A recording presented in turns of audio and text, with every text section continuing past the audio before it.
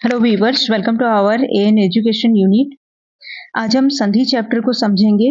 कुछ ट्रिक्स के जरिए संधि चैप्टर को इस तरह से समझेंगे कि इस चैप्टर से जो भी क्वेश्चन आएगा आपका एक भी क्वेश्चन गलत नहीं होगा। अगर आप लोग सही से ध्यान से सुनते हैं तो आपका ये चैप्टर आज बिल्कुल क्लियर हो जाएगा।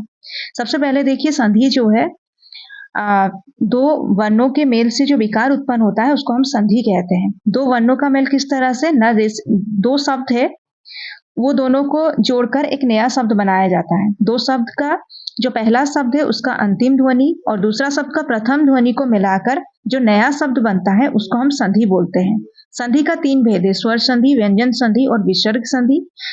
स्वर संधि का 5 भेद है। ठीक है, संधि का 3 भेद है, स्वर संधि, व्यंजन संधि और विसर्ग संधि। स्वर संधि जो है उसका 5 भेद है। आज हम स्वर संधि के पांचों भेदों को अच्छे से समझेंगे। सबसे पहले देखिए दीर्घ संधि।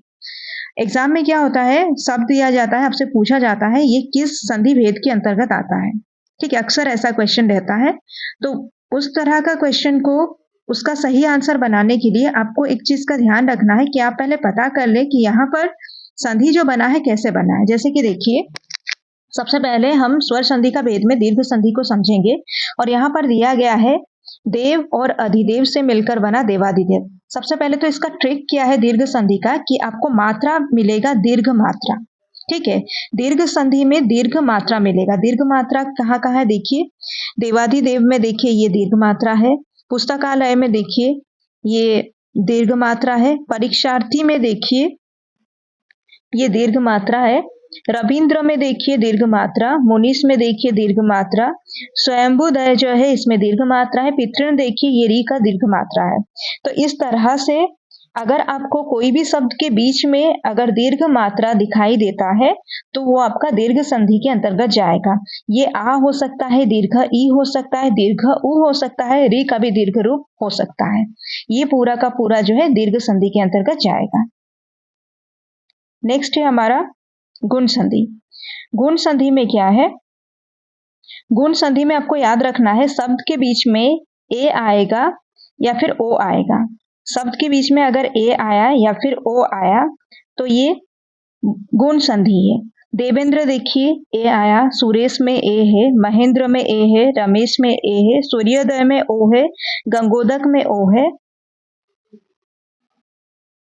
इसके बाद देवर्षि में अर है, देवर्षि में अर है। ये एक चीज याद रखिए, शब्द के बीच में आपको देखना है ए होगा या फिर ओ होगा, उसके साथ साथ अर होगा तो वो गुण संधि है।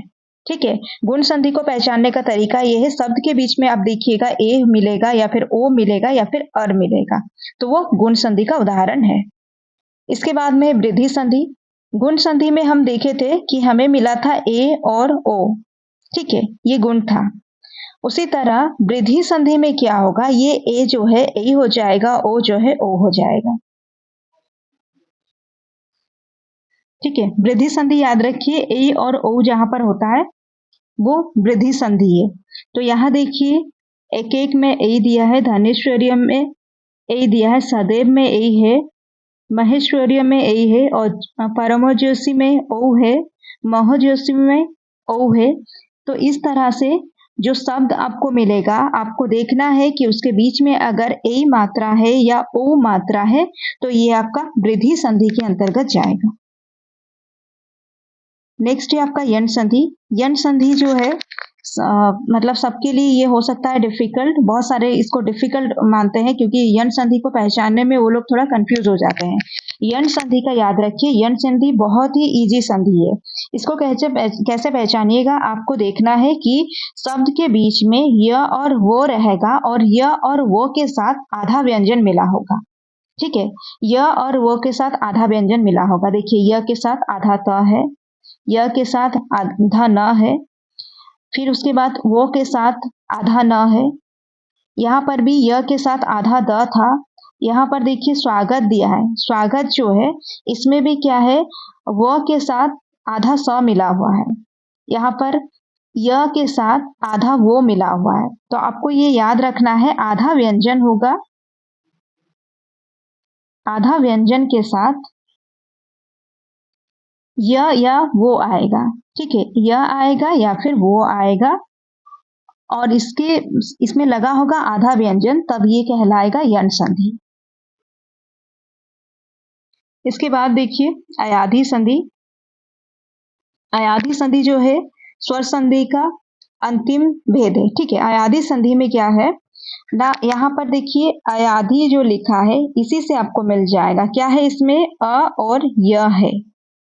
ठीक है, शब्द के बीच में अ और य मिलेगा या फिर अ और वो मिलेगा, तो ये कहलाएगा अयाधी संधि। नयन अय है, शयन में अय है, पवन में औ है और भवन में औ है। इस तरह से शब्द के बीच में अगर अय आता है, अ और य आता है, उसी तरह शब्द के बीच में अ और वो अगर आता है तो वो अयाधी संधि का उदाहरण है। इसी तरह से अय जो है ये आपका अ ई भी हो सकता है, अ जो दिया है ये अ उई भी हो सकता है। इसको आप ध्यान रखिए, जब भी अय आए या फिर औ आए तो ये अयाधी का ही भेद है। इसमें परिवर्तन, मात्रा में परिवर्तन आ सकता है। तो यही तक था आपका स्वर संधि।